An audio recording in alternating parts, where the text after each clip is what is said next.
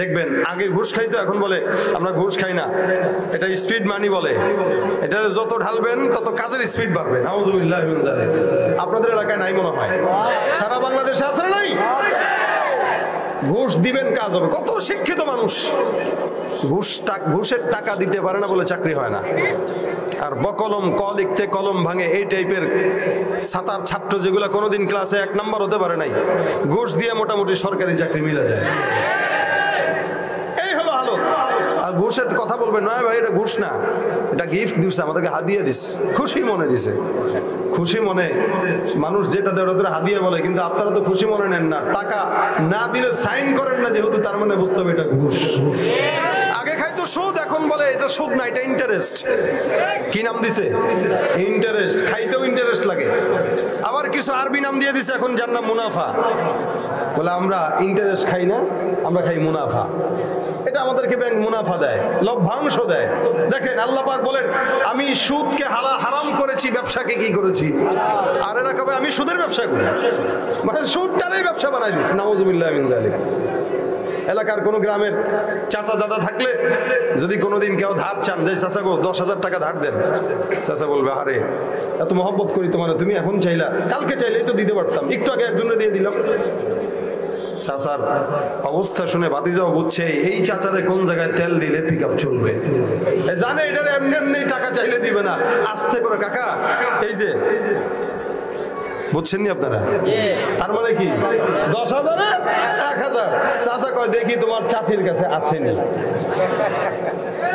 আসলে এটা কি মহব্বতে আছে নাকি সুদের মহব্বতের কারণে গেছে? এখন এতক্ষণ দিবে না, এখন কয় দেখি তোমার চাচির কাছে আছে নাকি। চাচি টাচি কিছু না, ঘরের থেকে আইসা কয় চাচা ভাতিজা তোর চাচির কাছে এত টাকা থাকে তো জানতাম না। তাহলে কেমনে বুঝলেন? কারে সিপা সাপা আসলের ভিতরে ভিতরে কত টাকা তো লাগবি, কত কেমন লাগবি? বেশি না তো 10,000, কেন 1 লাখ নেই। জানে যে 1 লাখে নিলে 10,000 বেশি পাবে। বিল্ডিং করে রাখছে, ওইটার ভিতরে নাম লাগাই দিয়ে রাখছে ইহা একটি অমুক ব্যাংক কর্তৃক দায়বদ্ধ। আছে না নাই? আর এরা কথা বুঝে না, আছে না নাই? অমুক ব্যাংক কর্তৃক দায়বদ্ধ মানেই এটা একটা সুদের বাড়ি। কিসের বাড়ি? সুদের টাকায় বিল্ডিং করছে, নিজেদের সুদের টাকায় করবেন। আর মুসলমান বলবেন, আল্লাহ বলেন তুই আমি আল্লাহ এবং রাসূলের সঙ্গে যুদ্ধ ঘোষণা করবি। যারা সুদ খাইলো আল্লাহ পাক বলেন এরা আল্লাহ এবং আল্লাহ রাসূলের সঙ্গে কি ঘোষণা করলো? যুদ্ধ ঘোষণা করলো। সুতরাং এই টাইপের মুসলমানদেরকে কোনোদিন মুসলমান বলা চলে না, এরা ভণ্ড মুনাফিক। ঠিক কি না জোরে কও? সুদের টাকায় প্রাসাদে গড়ো, ঘুষ ছাড়ো না, দিন দুঃখী না খেয়ে মরে খবর রাখো না। তুমি ঘুষ খেয়ে অবিচার করো সাজিয়া প্রধান, ঘুষ খেয়ে অবিচার করো সাজিয়া প্রধান। তুমি কেমন মুসলমান? তুমি কেমন মুসলমান? তুমি কেমন মুসলমান? নামাজের সাথে নাই পরিচয়, মানো না কোরআন। নামাজের সাথে নাই পরিচয়, মানো না কোরআন। তুমি কেমন? তুমি নবীর উম্মত দাবি করো, সুন্নাহ মানো না। নবীর অপমানে তোমার হৃদয় কাঁদে না। নবীর উম্মত দাবি করো, সুন্নাহ মানো না। নবীর অপমানে তোমার হৃদয় কাঁদে না। তুমি বিজাতীয় সংস্কৃতিতে সপেছ পরাণ, বিজাতীয় সংস্কৃতিতে সপেছ পরাণ। তুমি কেমন মুসলমান? তুমি কেমন মুসলমান? তুমি কেমন মুসলমান? আছে না নাই? মুসলমান হতে হবে আল্লাহ পাকের মন মতো। ঠিক কিনা জোরে কয়? আল্লাহ যেইভাবে বলেছেন ওইভাবে, আল্লাহ যেই পথ দেখাইছেন ওই পথে, যেই কোরআনের মাধ্যমে আল্লাহ গোটা জাতিকে হেদায়েতের রাস্তা দিয়েছেন, ওই রাস্তা ছাড়া শান্তি কোন রাস্তায় আশা করা কখনোই সম্ভব না। আল্লাহ পাক রাসূলের মাধ্যমে সেই রাস্তা দেখাই দিয়ে গেছেন। এই কারণে আল্লাহ পাক রব্বুল আলামিন আলহামদুলিল্লাহ আলহামদুলিল্লাহ নাহমাদুহু ওয়া নাস্তাঈনুহু ওয়া নাস্তাগফিরুহু ওয়া নু'মিনু বিহি ওয়া নাতাওয়াক্কালু আলাইহি ونعوذ بالله من شرور أنفسنا ومن سيئات أعمالنا من يهده الله فلا مضل له ومن يضلله فلا هادي له ونشهد أن لا إله إلا الله وحده لا شريك له ونشهد أن سيدنا وسندنا وحبيبنا وحبيب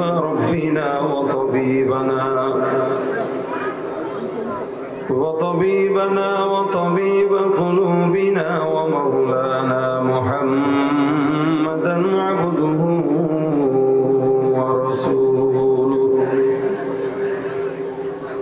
صلى الله عليه وعلى آله وأصحابه وبارك وسلم تسليما كثيرا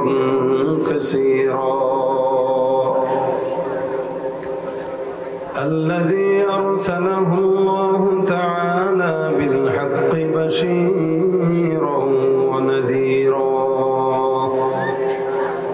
وداعيا إلى الله بإذنه وسراجا منيرا أما بعد فأعوذ بالله من الشيطان الرجيم بسم الله الرحمن الرحيم نون والقلم وما يسطرون ما أنت بنعمة ربك بمجنون وإن لك لأجرا غير ممنون وإنك لعلى خلق عظيم فستبصر ويبصرون بأيكم المفتون صدق الله مولانا العظيم صدق رسوله النبي الكريم وقال النبي صلى الله عليه وسلم لا يؤمن أحدكم حتى يكون هواه تبعا لما جئت به أو كما قال النبي عليه الصلاة والسلام وقال تعالى في شان حبيبه ومحبوبه مخبرا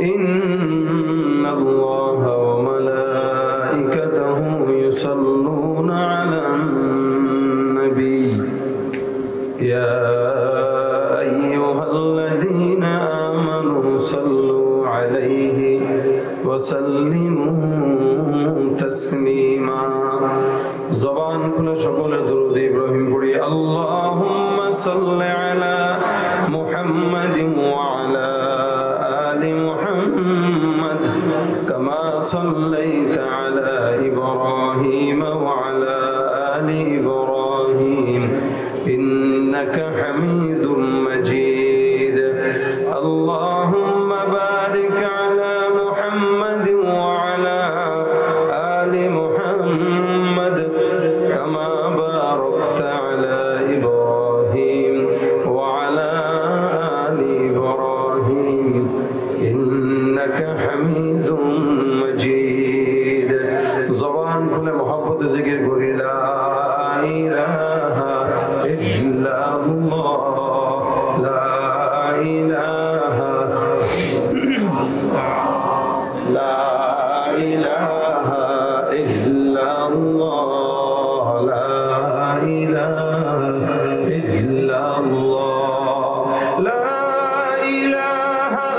ইল্লাল্লাহ লা ইলাহা ইল্লাল্লাহ লা ইলাহা ইল্লাল্লাহ লা ইলাহা ইল্লাল্লাহ লা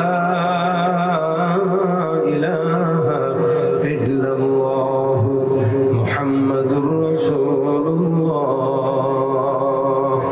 সাল্লাল্লাহু আলাইহি ওয়াসাল্লাম। আলহামদুলিল্লাহ, আল্লাহ পাক রব্বুল আলামিনের দরবারে অসংখ্য শুকরিয়া। মিরপুর পৌর ইমদাদিয়া কাসেমুল উলুম হাফিজি মাদ্রাসার প্রাঙ্গণে 2 দিন ব্যাপী 28তম বার্ষিক ওয়াজ দোয়া মাহফিলের আজকের শেষ দিনের শেষ অধিবেশনে আল্লাহ পাক রব্বুল আলামিন আমাদের সকলকে দ্বীনি মুযাকারায় শামিল হওয়ার তৌফিক দান করেছেন। জবান খুলে কালিমাতুশ শুকর আদায় করে মহব্বতের সকলে বলি আলহামদুলিল্লাহ। যতগুলো মানুষ আপনারা আসছেন বসছেন আলহামদুলিল্লাহ, এতগুলো মানুষ যদি একটু আওয়াজটা স্বতঃস্ফূর্ত দিতেন এর চাইতেও ডাবল আওয়াজ হতো। জবানটা আরেকবার খুলে কৃপণতা না করে সকলে মিলে বলেন আলহামদুলিল্লাহ। আপনারা এই দীর্ঘ সময় পর্যন্ত বসে অপেক্ষা করতে করতে ক্লান্ত হয়ে গেছেন, ক্ষুধা লেগে গেছে না? ভাত খেয়েছেন তো অনেকেই, কারণ চালাক আছেন তো, খেয়ে দিয়েই পরে আসছেন, জানেন যে 12টার আগে ছাড়বে না। এজন্য খেয়ে যেহেতু আসছেন, খেয়ে দেওয়ার আওয়াজের খাওয়ার পরে আওয়াজটা যেমন হওয়া দরকার ওরকমই দিবেন, কোনো কৃপণতা করবেন না। যদি আপনারা কৃপণতা করেন আমিও কৃপণতা করব। আপনারা যদি স্বতঃস্ফূর্ত আওয়াজ দেন তা আমারও আওয়াজ স্বতঃস্ফূর্ত থাকবে।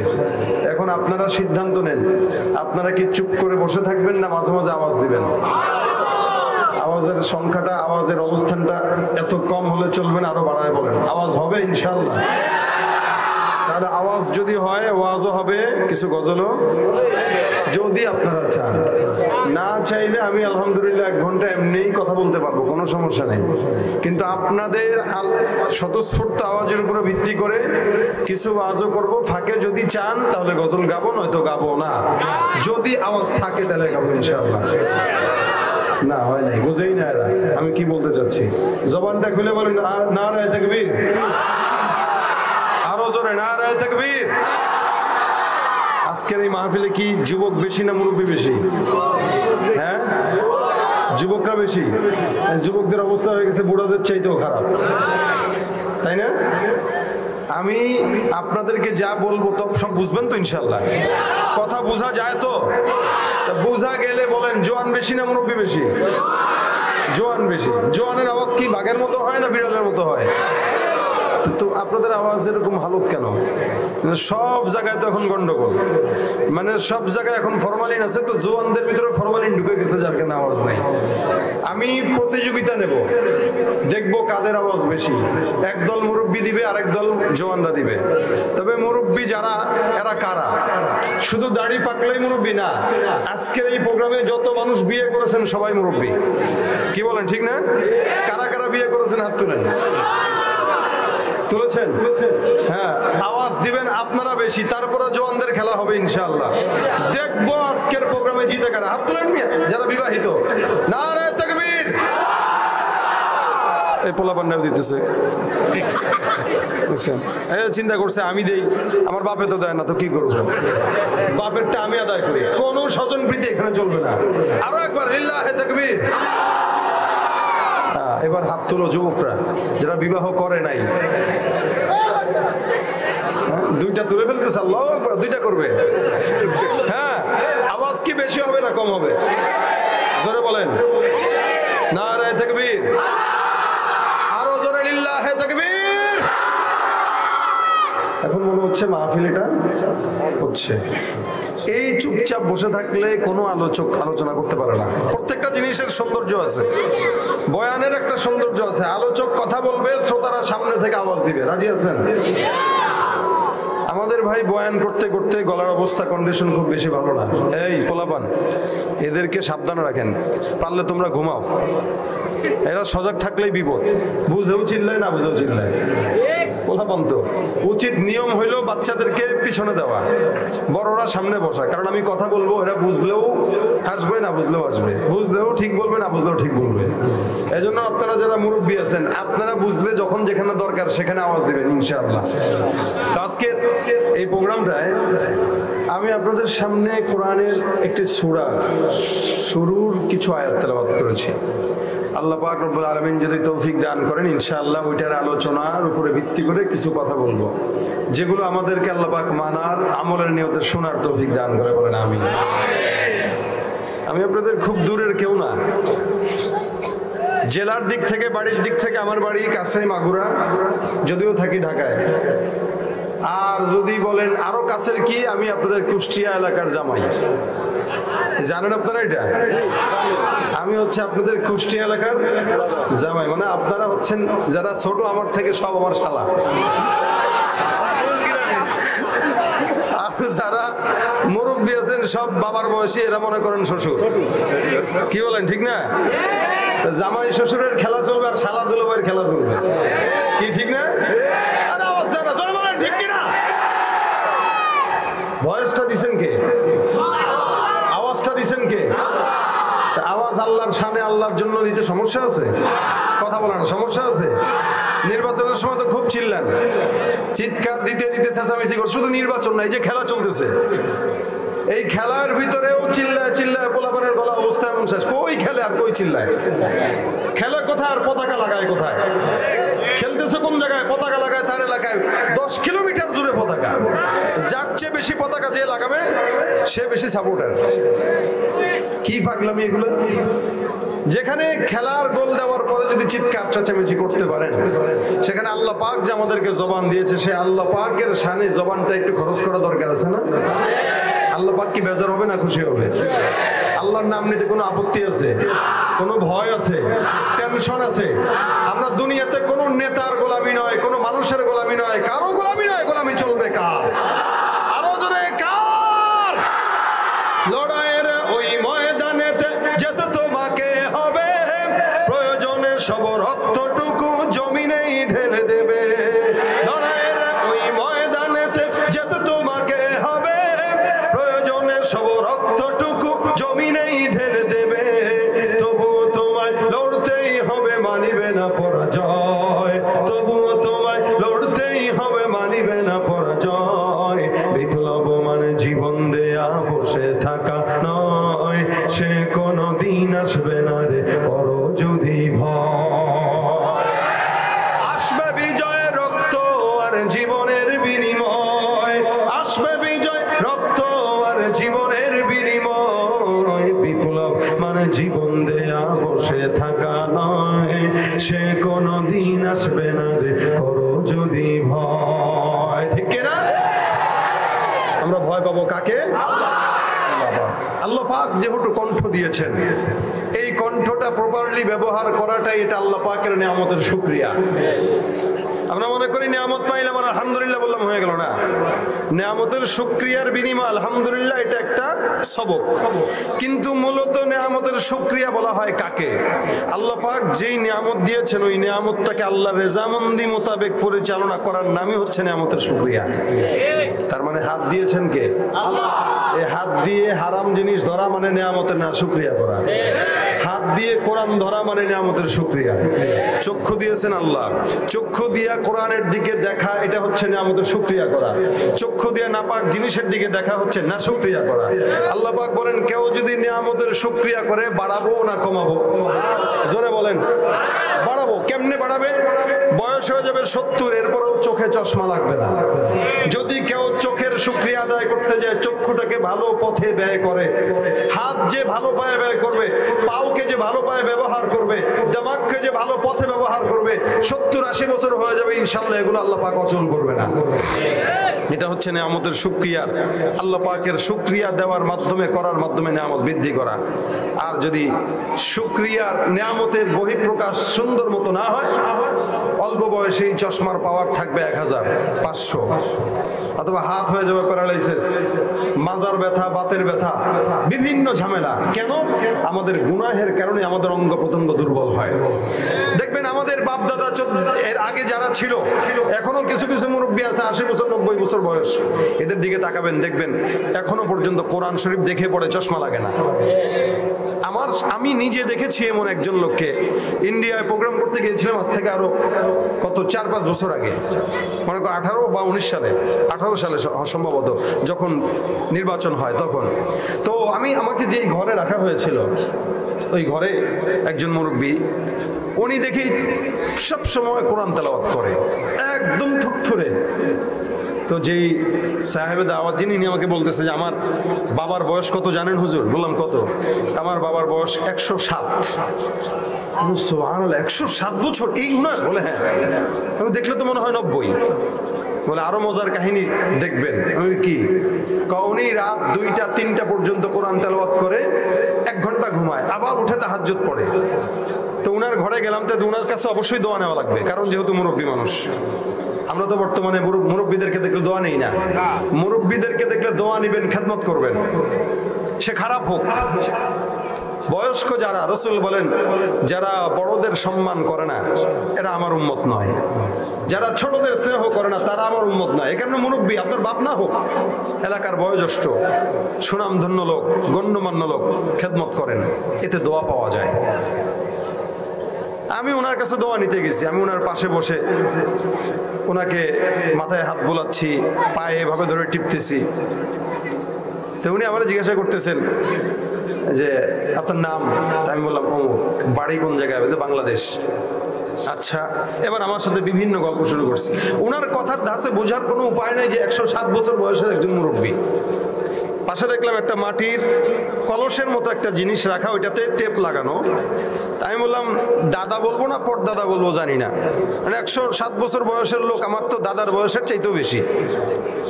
আমি বললাম মুরব্বী এটা কেন রাখলেন? ভাইয়া এটা আমি তেলাওয়াত করি 24 ঘন্টা।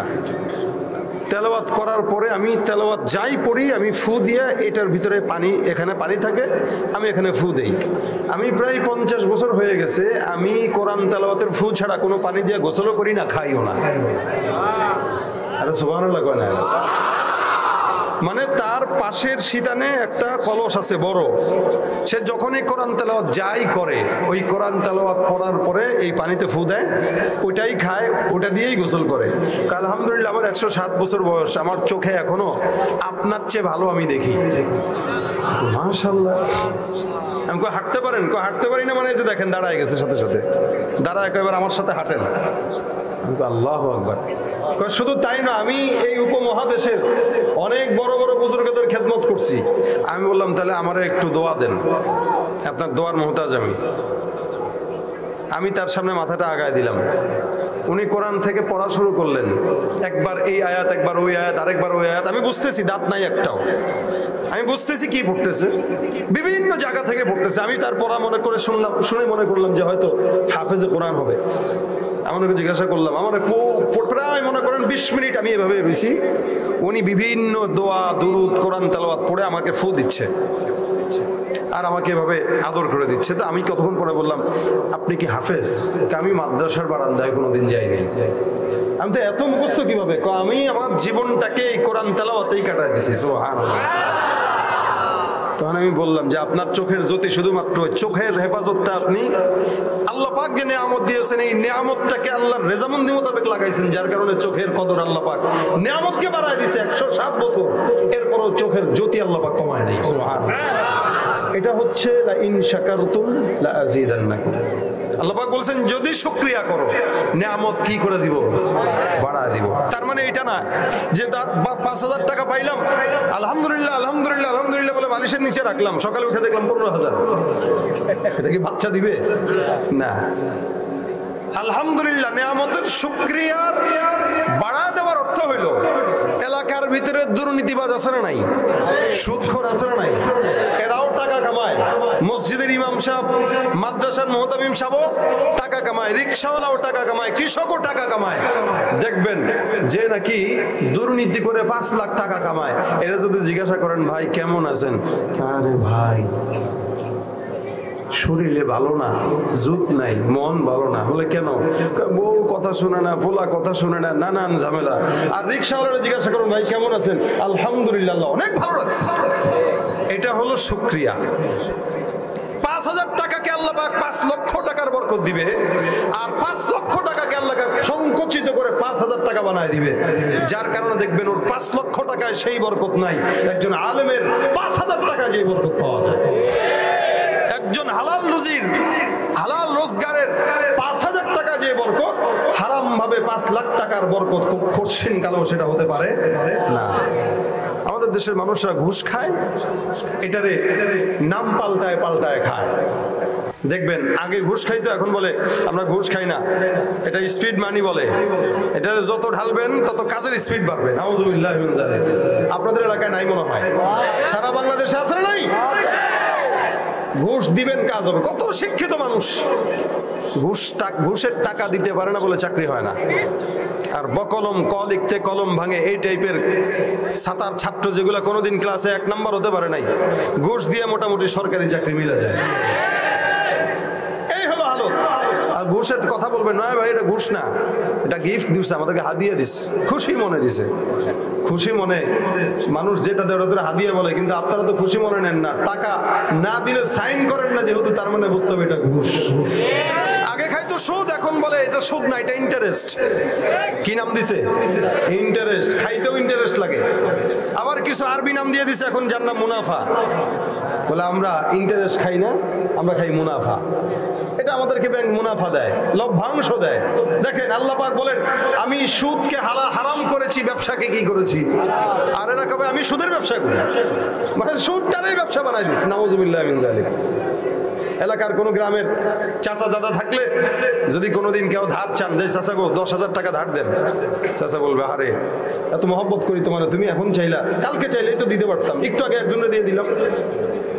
চাচার অবস্থা শুনে ভাতিজাও বুঝছে এই চাচারে কোন জায়গায় তেল দিলে পিকআপ চলবে, জানে এটার এমনি এমনি টাকা চাইলে দিবে না। আস্তে করে, কাকা এই যে, বুঝছেন নি আপনারা? তার মানে কি 10,000 1,000। চাচা কয়, দেখি তোমার চাচির কাছে আছে নি। আসলে এটা কি মহব্বতে আছে নাকি সুদের মহব্বতের কারণে গেছে? এতক্ষণ দিবে না, এখন কয় দেখি তোমার চাচির কাছে আছে নাকি। চাচি টাচি কিছু না, ঘরের থেকে আইসা কয়, চাচা ভাতিজা তোর চাচির কাছে এত টাকা থাকে তো জানতাম না। তাহলে কেমনে বুঝলেন? কারে সিপা সাপা আসলের ভিতরে ভিতরে কত টাকা তো লাগবি, কত কেমন লাগবি? বেশি না তো 10,000। কেন 1 লাখ নেই, জানে যে 1 লাখে নিলে 10,000 বেশি পাবে। বিল্ডিং করে রাখছে, ওইটার ভিতরে নাম লাগাই দিয়ে রাখছে, ইহা একটি অমুক ব্যাংক কর্তৃক দায়বদ্ধ। আছে না নাই? আর এরা কথা বুঝেন, আছে না নাই? অমুক ব্যাংক কর্তৃক দায়বদ্ধ মানেই এটা একটা সুদের বাড়ি। কিসের বাড়ি? সুদের টাকায় বিল্ডিং করছে।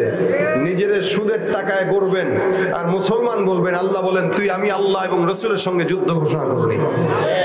যারা সুদ খাইলো, আল্লাহ পাক বলেন এরা আল্লাহ এবং আল্লাহ রাসূলের সঙ্গে কি ঘোষণা করলো? যুদ্ধ ঘোষণা করলো। সুতরাং এই টাইপের মুসলমানদেরকে কোনোদিন মুসলমান বলা চলে না, এরা ভণ্ড মুনাফিক। ঠিক কিনা জোরে কও? তুমি সুদের টাকায় প্রাসাদে গড়ো, ঘুষ ছাড়ো না, দিন দুঃখী না খেয়ে মরে খবর রাখো না। তুমি ঘুষ খেয়ে অবিচার করো সাজিয়া প্রধান, ঘুষ খেয়ে অবিচার করো সাজিয়া প্রধান। তুমি কেমন মুসলমান? তুমি কেমন মুসলমান? তুমি কেমন মুসলমান? নামাজের সাথে নাই পরিচয়, মানো না কোরআন। নামাজের সাথে নাই পরিচয়, মানো না কোরআন। তুমি কেমন? তুমি নবীর উম্মত দাবি করো, সুন্নাহ মানো না। নবীর অপমানে তোমার হৃদয় কাঁদে না। নবীর উম্মত দাবি করো, সুন্নাহ মানো না। নবীর অপমানে তোমার হৃদয় কাঁদে না। তুমি বিজাতীয় সংস্কৃতিতে সপেছ পরাণ, বিজাতীয় সংস্কৃতিতে সপেছ পরাণ। তুমি কেমন মুসলমান? তুমি কেমন মুসলমান? তুমি কেমন মুসলমান? আছে না নাই? মুসলমান হতে হবে আল্লাহ পাকের মন মতো, ঠিক কিনা জোরে কর। আল্লাহ যেইভাবে বলেছেন ওইভাবে, আল্লাহ যেই পথ দেখাইছেন ওই পথে, যেই কোরআনের মাধ্যমে আল্লাহ গোটা জাতিকে হেদায়েতের রাস্তা দিয়েছেন, ওই রাস্তা ছাড়া শান্তি কোনো রাস্তায় আশা করা কখনোই সম্ভব না। আল্লাহ পাক রাসূলের মাধ্যমে সেই রাস্তা দেখাই দিয়ে গেছেন। এই কারণে আল্লাহ পাক রব্বুল আলামিন আমার তেলাওয়াতকৃত আয়াতের ভিতরে এই সমস্ত কথাগুলো বললেন। দুনিয়াতে কোন মানুষকে আল্লাহ পাক চরিত্রের কোনো সনদ দেন নাই, কাউকে দেন নাই নবীদের বাদে, কিন্তু মুহাম্মদ রাসূলুল্লাহ সাল্লাল্লাহু আলাইহি সাল্লামকে আল্লাহ পাক চারিত্রিক সনদ কোরআনে দিয়েছেন। আমরা যদিও আমাদের দেশে যাকে ভোট দেই তার ব্যাপারে নির্বাচনী স্লোগান দেই অমুক নেতার চরিত্র ফুলের মতো দেই আমরা এটা, কিন্তু এই নেতার চরিত্র ফুলের মতো যদি বলা হয় তাহলে রাসূলের চরিত্রকে ছোট করা হলো। কারণ একমাত্র রাসূল করিম সাল্লাল্লাহু আলাইহি ওয়াসাল্লামের চরিত্র, যার চরিত্র ফুলের মতো নয় বরং ফুলের চেয়েও। আল্লাহ পাক রব্বুল আলামিন সেই রাসূলকে দুনিয়াতে আমাদের উপরে দিয়েছেন। আমরা তার উম্মত হতে পেরে সৌভাগ্য না দুর্ভাগ্যবান? রাসূল বলেন, আমি যেমন দামি উম্মতেরাও দামি। কত দামি? দুনিয়ার সমস্ত উম্মতেরা ততক্ষণ পর্যন্ত জান্নাতে ঢুকবে না যতক্ষণ আমার উম্মতেরা জান্নাতে যাবে না। অর্থাৎ জান্নাতের গেট খুলবে কাদের মাধ্যমে? উম্মতে মুহাম্মাদের মাধ্যমে, আমাদের মাধ্যমে ইনশাআল্লাহ। আল্লাহ পাক রব্বুল আলামিন জাহিলি জামানায় যখন গোটা জামানা জাহালাতে ভরপুর, তখন রাসূলকে পাঠাইলেন যে এই মুহূর্তে পাঠানো দরকার। দেখেন, পাঠাইলেন সবার শেষে, কিন্তু নির্বাচন করেছেন সবার আগে। দুনিয়া সৃষ্টি করারও অসংখ্য আগে আল্লাহ পাক রাসূলকে নির্বাচন করেছেন। এটা আল্লাহ পাকের নিজাম। আজকে এই প্রোগ্রামে 2 দিন ব্যাপী প্রোগ্রামের আমি হচ্ছি শেষ অতিথি, প্রধান অতিথি। নির্বাচন যখন হয় তখন সবার আগে আমাকেই নির্বাচন করা হয়। আপনারা নূর মোহাম্মদ সাহেবের মাধ্যমে আমাকে দিয়ে দাওয়াত দেওয়া হয়েছে। উনি আমাকে বলছেন, মুফতি সাহেব এই ডেটটা রাখতে হবে। আমি বললাম, আর কে থাকবে? কেউ এখনো নির্দিষ্ট হয় নাই, আগে আপনারা বললাম, তারপরে অন্যরা। দেখেন, নির্বাচন করেছেন কিন্তু আমাকেই সবার আগে। উচিত ছিল আমাকে সবার আগেই বসানো, কিন্তু বসাইছেন আমারে রাত 11টায়। তার মানে বুঝতে হবে যে প্রধান অতিথি যিনি থাকে উনি সবার পরেই বসে। আল্লাহ পাক নবীকে সবার আগে নির্বাচন করেছেন কারণ প্রধান অতিথি, কিন্তু পাঠিয়েছেন সবার পরে। কেন? যে বিশেষ অতিথিকে প্রেরণ করে আগে মাঠ তৈয়ার করেছেন। মাঠ শেষ জামানার নবীকে সবার শেষে প্রেরণ করে গোটা দুনিয়ার মানুষকে জানাইলেন এই বক্তা যে ওয়াজ করবে ওই ওয়াজ নিয়েই কিন্তু জান্নাত পর্যন্ত যাওয়া লাগবে। এই জন্য পাঠিয়েছেন সবার পরে, নির্বাচন করেছেন সবার আগে। এখন পাঠানোর পরে কিছু মানুষের তো খারাপ লাগবেই। আমরা অনেক জায়গায় সারা দেশে মাহফিল করি, বিশেষ করে আপনাদের এই সাইড বলেন, উত্তরবঙ্গ বলেন, আমাদের যশোর, মাগুরা, জিনাদা, চুয়াডাঙ্গা, মেহেরপুর যাই বলেন, এই সমস্ত জায়গাগুলোতে রাজনৈতিক পরিস্থিতিটা একটু ক্রিটিক্যাল। যার কারণে বয়ানে আসার সাথে সাথে অনেকে বলে যে হুজুর একটু যেমন আমাকে 2 মাস 3 মাস আগে আমার নূর মোহাম্মদ সাহেব বলতেছে আপনার নাম ঠিকানা সব চাইছে। আমি ভাই পারবো না। আমি বললাম পারবো না কেন? একটু দিতে বলছে প্রশাসন। আমি ভাই বাদ দেন তো, মাহফিল বাদ দেন, যেখানে আমার নাম ঠিকানা দিয়ে যাইতে হবে আমি যাবো না। একটু মেহনত করেন ভাই, দিতে হয়। অথচ বাংলাদেশের কোনো জায়গায় এটা হয় না। কেন? যে বক্তা কে আসলো, কোত্থেকে আসলো, কি বললো, সবার তো আর আমার কথা ভালো লাগবে এরকম কোনো বিষয় না। তা সবার যে নবীর কথা ভালো লাগবে এটাও তো কোনো বিষয় না। যার কারণে নবীকে পাঠানোর পরে আবু জাহেল, উতবা সাহেবদের মাথা গরম হয়ে গেছে। এখন এরা 40 বছর পর্যন্ত রাসূলকে খুব মাশাআল্লাহ, না এর মতো লোকই হয় না, ছেলেই হয় না, কিন্তু 40 বছরের পর এখন ডাক দেখা এটা পাগল হয়ে গেছে। কি বলে এগুলা? আমাদের দলের বিরুদ্ধে বলে, আমাদের মূর্তির বিরুদ্ধে বলে, আল্লাহ কি খায় দেয় কাম নাই, ওর মতো গরিব নবী বানাবে? আল্লাহ কি আমাদেরকে দেখে নাই? আমাদের সম্পদ আছে, শক্তি আছে, সামর্থ্য আছে, সব আছে, আমাদের কি নিয়ে বানানোর কথা? এ মনে করছে টাকা দিয়ে নমিনেশনের মতো মনে হয় নবুয়তিও পাওয়া যায়। টাকা দিয়ে সব পাওয়া যায়, নবুয়তি পাওয়া এটা দেন কে? আল্লাহ পাক অমন সময় নবীকে পাঠাইলেন যেই সময় পাঠানো দরকার।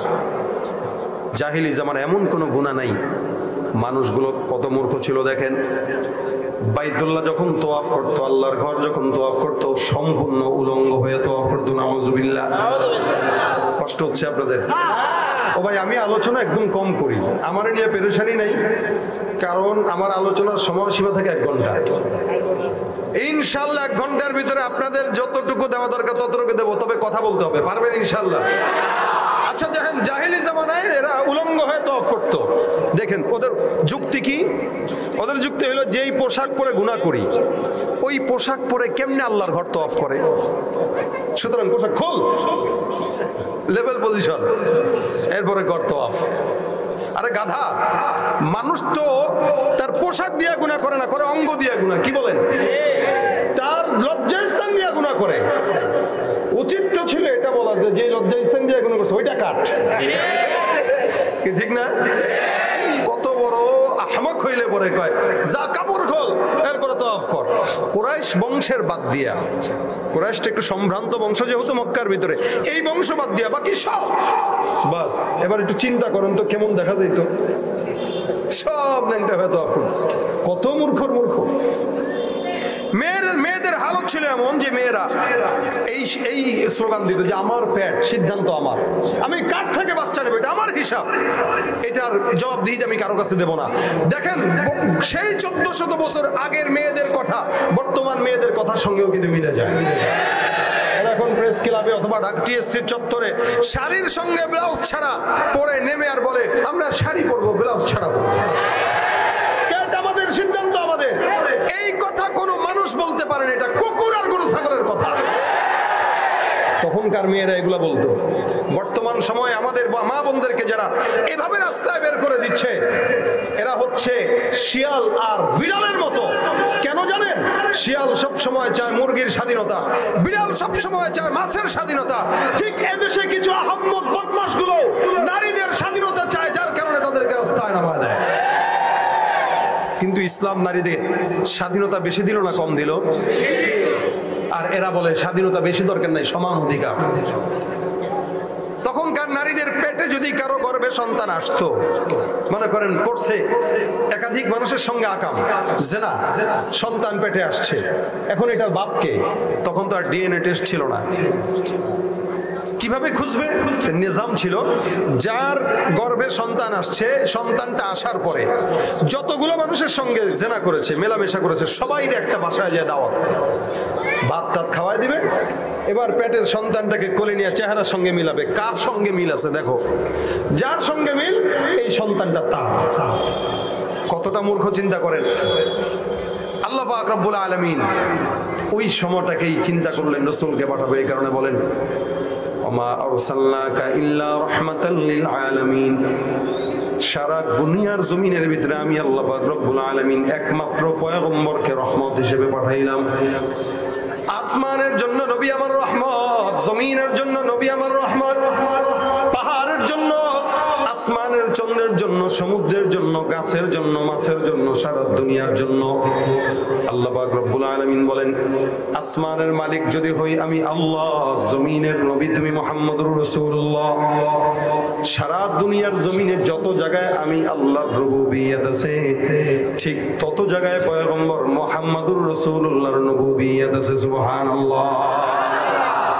সারা দুনিয়ার জমিনে আমি আল্লাহর গোলাম, আমি যত জায়গায় চলে মুহাম্মদুর রাসূলুল্লাহর নবুবিয়ত চলে। আল্লাহ পাক রব্বুল আলামিন বলেন আমি আল্লাহ অমন সময় পয়গম্বরকে বানাইলাম। সারা দুনিয়ার জমিনে আমার পয়গম্বর একমাত্র শ্রেষ্ঠ নবী, এরকম নবী কোন দুনিয়ার জমিনে আর আসে নাই। আদম পয়গম্বর থেকে মুহাম্মদুর রাসূলুল্লাহ পর্যন্ত আমি আল্লাহ পাক কোন নবীকে এমন সম্মানিত বানাই নাই যতটুকু সম্মানিত মুহাম্মদুর রাসূলুল্লাহকে বানাইলাম। নবী আমার রহমত স্বরূপ, উম্মতের সমস্ত বান্দাদের জন্য আমি আল্লাহ পাক রাসূলকে পথ দেখানোর জন্য দুনিয়ার জমিনে প্রেরণ করে দিলাম। আমি আল্লাহ পাক রব্বুল আলামিন এই প্রেরণ করার পর কাফের বেঈমান রাসূলকে বলে পাগল। আমি আল্লাহ এই পাগল যে যারা বলল তাদের কথার জবাব দেওয়ার জন্য আল্লাহ পাক রব্বুল আলামিন কোরআনের ভিতরে বলেন নুন ওয়াল কলামি ওয়া মা ইয়াসতুরুন। কলমের কসম আমি আল্লাহ পাক রব্বুল আলামিন খাইলাম। এরপরে কলম যা যা লিখলো তার কসম। আল্লাহ পাক রব্বুল আলামিন বলেন সারা দুনিয়া সৃষ্টি করার 50,000 বছর আগে ইন্না আউওয়ালা মা খালাকাল্লাহুল কলাম সুম্মা ক্বালা লাহু উকতুব ফাজারা ফি তিলকাস সাআতি কাইনুন ইলা ইয়াউমিল কিয়ামাহ। আসমান জমিন তৈয়ার করার 50,000 বছর আগে আল্লাহ পাক কলম বানান। কলমকে ডাক দিয়া বলেন, কলম তুমি লেখো। কলম লিখলো আসমান কয়টা, জমিন কয়টা, পাহাড় কয়টা, সমুদ্র কয়টা, কতগুলো মানুষ আজকের মাহফিলে আসবে, বক্তা কে হবে, গোটা দুনিয়ার নিজাম আল্লাহ পাক কলম দিয়ে লেখাইলেন। আল্লাহ বলেন কলমের কসম, অর্থাৎ কোন কলম, যে কলমকে আমি আল্লাহ পাক নিজাম লেখার জন্য সৃষ্টি করলাম। কলম যা যা লিখলো তার কসম। আল্লাহ পাক রব্বুল আলামিনকে যদি কেউ প্রশ্ন করা হয়, মালিক এত কিছুর কসম রব্বুল আলামিন আপনি কেন খাইলেন?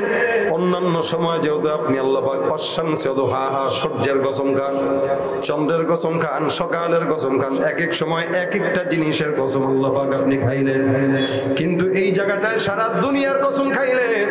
এত বিশাল বড় কসম খাওয়ার কারণ আপনি আমাদেরকে একটু বলেন। তাফসীরে মুফাসসিরিন ইকরাম বলেন সারা দুনিয়ার কসম খাইলেন যেহেতু যেই নবীকে সারা দুনিয়ার বেঈমানেরা বলে পাগল, এটা সাধারণ কোনো বদন, এটা সাধারণ কোনো গালি নয়। আল্লাহ পাক রাসূলকে পাগল বলার কারণে গোটা আসমান জমিনের কসমকে আল্লাহ পাক রব্বুল আলামিন জানায় দেন, মা আনতা বিনিআমাতি রাব্বিকা বিমাজনুন। আমি আল্লাহ পাক আসমান জমিনের কসম খেয়ে বললাম, হে দুনিয়ার পয়গম্বর, আমি রব্বুল আলামিন বললাম আপনি আপনার রবের দয়ায় পাগল না। যারা আপনাকে পাগল বলে আমি আল্লাহ ঘোষণা করলাম তারা পাগল, তাদের বাপ দাদা 14 গোষ্ঠী পাগল। সারা দুনিয়ার জমিনে আবু জাহেল উতবা সাহেবরা আছে। একটা মানুষ একটু জবানটা খুলে বলেন তো, এই বর্তমান জামানায় আবু জাহেল নামে কেউ আছে নাকি? মুসলমান একজন বান্দা খুঁজে পাবেন না যার নাম আবু জাহেল, একটা বান্দাও খুঁজে পাবেন না যার নাম আবু লাহাব।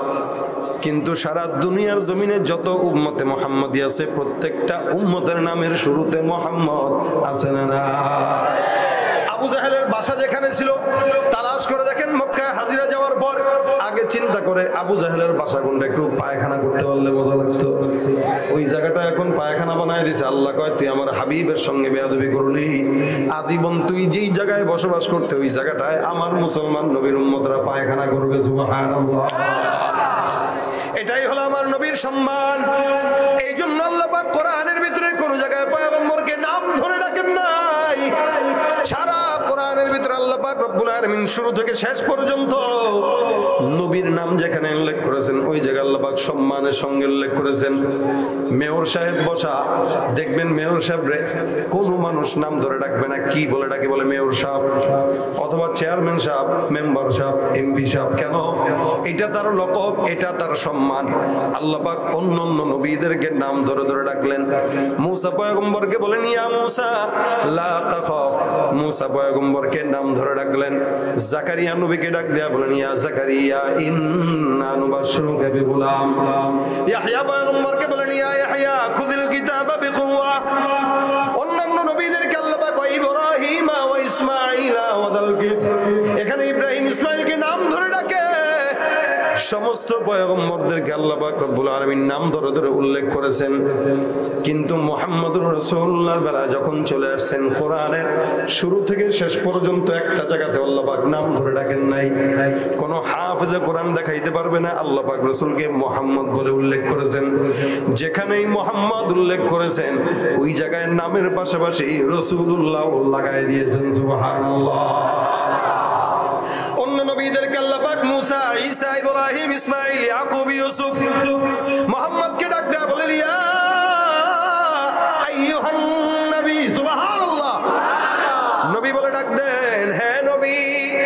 অন্য নবীদেরকে আল্লাহ পাক নবী বলে ডাকেন নাই, নাম ধরে ডাকেন। কিন্তু মুহাম্মদকে নবী বলে ডাক দেন।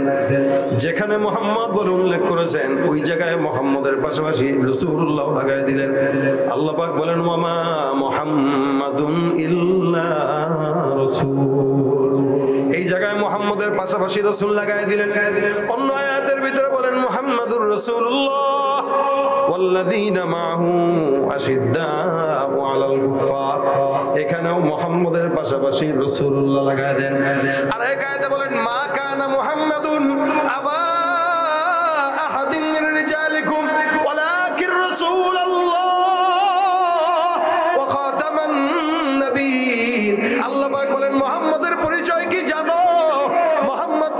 কোন পুরুষের পিতা নয়। মুহাম্মাদের পরিচয় আমি আল্লাহ পাক তুলে ধরলাম। মুহাম্মাদের সর্বপ্রথম পরিচয় ওয়ালাকির রাসূলুল্লাহ, তিনি হলেন কার রাসূল? জোরে বলে, তিনি হলেন আল্লাহর রাসূল। 2 নম্বর পরিচয় ওয়া খাতামান নবিয়্যিন। মুহাম্মাদের আরেকটা পরিচয় হলো মুহাম্মদ শেষ জামানার নবী। দুনিয়ার জমিনে এই পর্যন্ত অসংখ্য বেঈমানের বাচ্চারা রাসূলকে নবী বলে স্বীকার করে না, আবার নবী দাবি করে, আছে না নাই? বাংলাদেশে কাদিয়ানির বাচ্চারা আছে না নাই? স্পষ্ট ভাষায় বলতে চাই, নবীর পরে নবী নাই। যারা দাবি করবে মুসলমান না কাফের।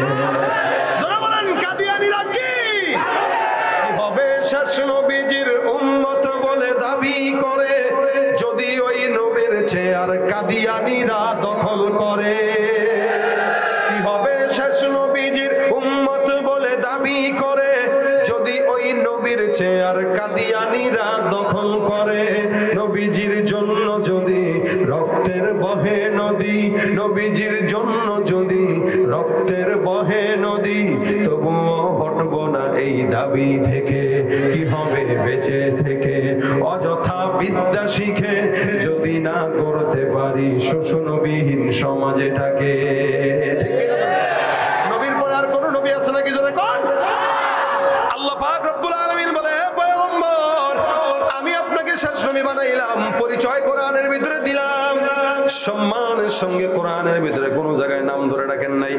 এই কারণে উম্মতদেরকে আল্লাহ পাক রব্বুল আলামিন বলেন কাদুআ ইবাদিকুম বাদা, অন্যদেরকে তোমরা যেমনে ডাকো, এ আব্দুর রহমান, এ আব্দুল্লাহ, এই অমুক অমুক অমুক বলে অন্যদেরকে তোমরা যেমনে ডাকো, খবরদার খবরদার আমার পয়গম্বরকে নাম ধরে ডাকবা না। যখন নাকি পয়গম্বরকে ডাকবা নবী বলে সম্বোধন করবা। সুবহানাল্লাহ, এটা শিখায় দিয়েছেন আল্লাহ।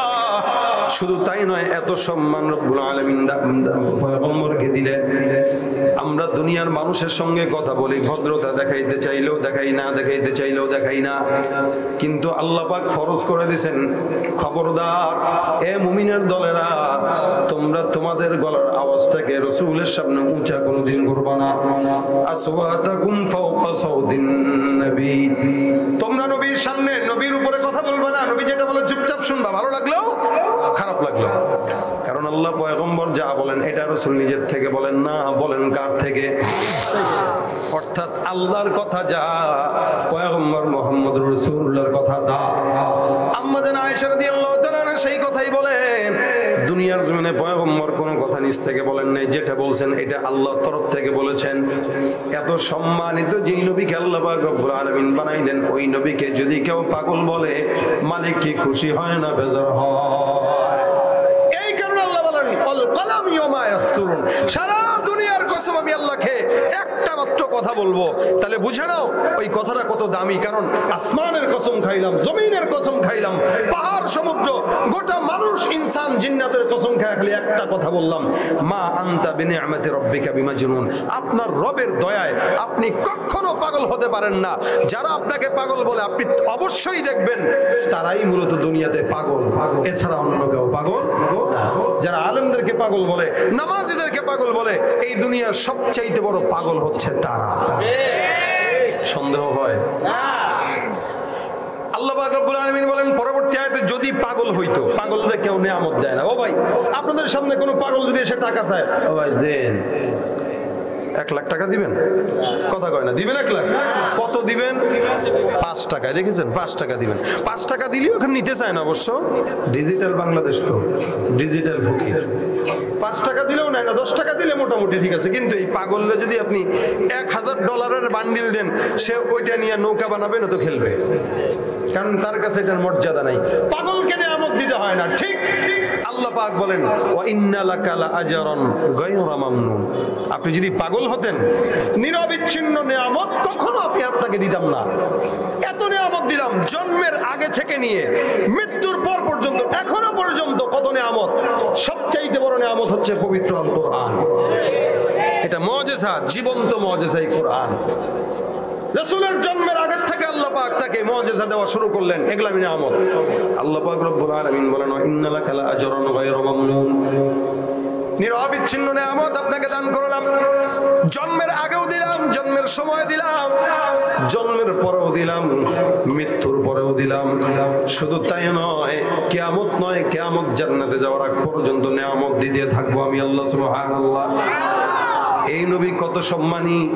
আল্লাহ পাক রব্বুল আলামিনের পয়গম্বর দুনিয়ার জমিনে আসার আগেই আল্লাহ পাক সারা দুনিয়াকে এমন ভাবে সাজাইলেন যেন মানুষ বুঝতে পারে যে নবী আসতেছে। আজকের মাহফিলটা আপনারা করলেন, প্যান্ডেল টাঙাইলেন, পোস্টার টাঙাইলেন, মাইক টাঙাইলেন, সব কিছু করলেন কেন? বলে বক্তা আসবে, বক্তার আলোচনা শোনার জন্য আমরা সেখানে যাব। আল্লাহ পাক রব্বুল আলামিন একজন নবীকে পাঠাবেন সব আগের থেকে তৈয়ার, যেন দুনিয়ার মানুষরা দেখলেই বুঝে এই জায়গায় কিছু আসবে।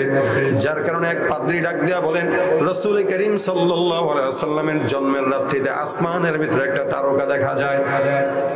ওই তারকা যখন উদিত হয়, ওই পাদ্রী ডাক দেয়া বলে, ওই তারকা দেখো, আসমানের ভিতরে আহমদের তারকা দেখা যায়। ওই তারকাটা আখেরি জামানার পয়গম্বরের ভূমিষ্ঠ হওয়ার তারকা। আসমানের ভিতরে যেহেতু ওই তারকা উঠলো, নিঃসন্দেহে আজকের রাত্রিতেই পয়গম্বর মুহাম্মদুর রাসূলুল্লাহর জন্ম হবে। সুবহানাল্লাহ। আমিনা ডাক দিয়া বলেন, এত নিয়ামত আল্লাহ পাক মুহাম্মদকে দান করলেন। দুনিয়ার জমিনে অন্যান্য মা বোনরা যখন সন্তান জন্ম নেয়, পেটের ভিতরে যখন গর্ভের ভিতরে সন্তান থাকে, এত কষ্ট, এত আঘাত। আমিনা ডাক দিয়া বলে, মুহাম্মদুর রাসূলুল্লাহ আমার গর্ভে যতদিন ছিল, আল্লাহর কসম আমি গর্ভের ভিতরে সন্তান আছে এটা কোনোদিন অনুভব করি নাই, কোনো আঘাত পাই নাই। সুবহানাল্লাহ। আমরা দুনিয়ার জমিনে জন্মগ্রহণ করি, নাপাক অবস্থায় জন্মগ্রহণ করি, আর আমরা দুনিয়ার জমিনে আসার পর আমাদের সর্বপ্রথম কান্নাকাটি হয়, নাপাক অবস্থায় হয়। আমিনা ডাক দেয়া বলেন, মুহাম্মদ যখন দুনিয়ার জমিন থেকে গর্ভধারণ হয়েছে, আল্লাহর নবী মুহাম্মদ কেমনে জন্মগ্রহণ করেছে জানেন? আমিনা বলেন, কিবলার দিকে সিজদারত অবস্থায় মুহাম্মদুর রাসূলুল্লাহর জন্ম হয়েছে। সুবহানাল্লাহ। जहाँ तक है रुबूबियत खुदा की, वहाँ तक है रिसालत मुस्तफा की, वहाँ तक है रिसालत मुस्तफा की। আমার নবুয়তের নবীর নবুয়তি সব জায়গায় বিদ্যমান। যেখানেই পয়গম্বর গেলেন ওই জায়গাটা স্মরণের জায়গা। আল্লাহর নবী যার সঙ্গে মিশলেন সেও স্মরণের মানুষ। নবী আমার যেখানে হাঁটছেন ওই জায়গা স্মরণের জায়গা। আল্লাহর নবী মদিনায় গেছেন, মদিনার দাম বেড়ে গেছে। আগে নাম ছিল ইয়াসরিব, নবী মদিনায় যাওয়ার পর নাম হয়েছে সোনার মদিনা। আজও পর্যন্ত হাজারো হাজারো লক্ষ কোটি মানুষ মদিনায় যায়, শুধু মদিনার কারণে নয়, পয়গম্বরের কারণে। ঠিক কিনা জোরে গো? বার আমার খুব বুঝবেন, আল্লাহ পাক রব্বুল আলামিন বলেন, এত নিয়ামত আমি আল্লাহ তোমাকে দান করলাম, যেই নিয়ামতের শুরু আছে মাগার শেষ নাই। আমি রব্বুল আলামিন তোমাকে সেই নিয়ামতগুলো দিলাম, যেই নিয়ামতগুলো অন্য কোন নবীকে আমি আল্লাহ পাক রব্বুল আলামিন দেই নাই। নবী আমার যখন সিনা চাক হয়, পয়গম্বর বলেন, আমার দুইজন ফেরেশতা আমার কাছে আসলো, মাত্র তখন 4 বছর বয়স। হালিমাতুস সাদিয়া বলেন, মুহাম্মদুর রাসূলুল্লাহ সাল্লাল্লাহু আলাইহি ওয়াসাল্লাম যখন কথা বলা শিখলো 2 বছর বয়স। আমাদের দেশের সন্তানেরা যখন কথা বলা শিখে সর্বপ্রথম কথা কি বলে? বাবা অথবা মা অথবা অন্য কোন শব্দ। হালিমাতুস সাদিয়া বলেন, মুহাম্মদ যখন কথা বলা শিখলো, আল্লাহর কি কুদরত, এই বাচ্চাটা কথা যখন বলল, তার জবানের সর্বপ্রথম কথা ছিল আল্লাহু আকবার কাবীরা ওয়ালহামদুলিল্লাহি কাসীরা সুবহানাল্লাহি বুকরাতাও ওয়া আসীলা। আল্লাহু আকবার। রাসূলের দাম বেশি না কম? বেশি বলেই তো আল্লাহ পাক তারা শেষ নবী বানাইছেন। যারা পাগল বলে তারা কি? ওয়া ইন্না লাকা লাআজরুন গায়রা মামনুন। নবী আমার ডাক দিয়া বলেন, কেমন নিয়ামত দিলেন। আমার ভিতরে যেই জিনিসটা ছিল আল্লাহ পাক রব্বুল আলামিন বলেন, পয়গম্বরকে আমি আল্লাহ পাক রব্বুল আলামিন পবিত্র করে দিলাম। কিভাবে জানেন? সিনা চাকের মাধ্যমে, বক্ষ বিদারণের মাধ্যমে আমি আল্লাহ তার সমস্ত কিছু দূর করে দিলাম। রাসূল বলেন, আমি যখন খেলতে গেলাম ওই আমার দুধ ভাইয়ের সঙ্গে যাওয়ার পর দেখলাম 2 জন ফেরেশতা আসলো, আমার সুন্দর করে শোয়াইলো। শোয়ানোর পরে সুন্দর একটা স্বর্ণের দস্তরিতে নিয়ে আমার পানি দিয়ে আমার ভিতরের সমস্ত কিছু সুন্দর করে ধুয়ে মুছে পরিষ্কার করে আবার রেখে দিল। 2 জন ফেরেশতা আমার মাথার সামনে বসে একজন আরেকজনকে প্রশ্ন করে, এই মুহাম্মদকে তার উম্মতের 10 জনকে এক পাল্লায় রাখো, আর মুহাম্মদকে আরেক পাল্লায় রেখো, ওজন দাও, কার পাল্লা বেশি হয় দেখো। আমি দেখলাম 2 জন ফেরেশতা একজন আরেকজনকে সঙ্গে সঙ্গে কথা বলে। অবশেষে আমার শেষ জামানার উম্মতের 10 জনকে এক জায়গায় রাখলো, আমি নবীকে আরেক পাল্লায় রাখলো। এরপরে ডাক দিয়া বলে ওজন দাও, ওজন দেওয়া হয়। ওজনের পরে তাকায় দেখলো আমি নবীর পাল্লাটা 10 জনের চাইতে ভারী হয়ে গেছে। একজন ফেরেশতা আরেকজনকে ডাক দিয়া বলে তাকায় দেখো কার পাল্লাটা ভারী। আরেকজন জবাব দেয় এই উম্মতের 10 জনের চাইতে একজন মুহাম্মদের ওজনটা বেশি ভারী। সুবহানাল্লাহ। যেহেতু 10 জনের চেয়ে ওজনের পাল্লায় মুহাম্মদ ভারী, আরেকটা কাজ করো, তার উম্মতের ভিতরে 100 জন এক ওজনে দাও। 100 জনকে এক পাল্লায় রাখা হয়, আমি মুহাম্মদকে আরেক পাল্লা দেওয়া হয়। আবার ওজন করার পর একজন আরেকজনকে ডাক দেয়া বলে কার পাল্লা ওজনের ভিতরে ভারী।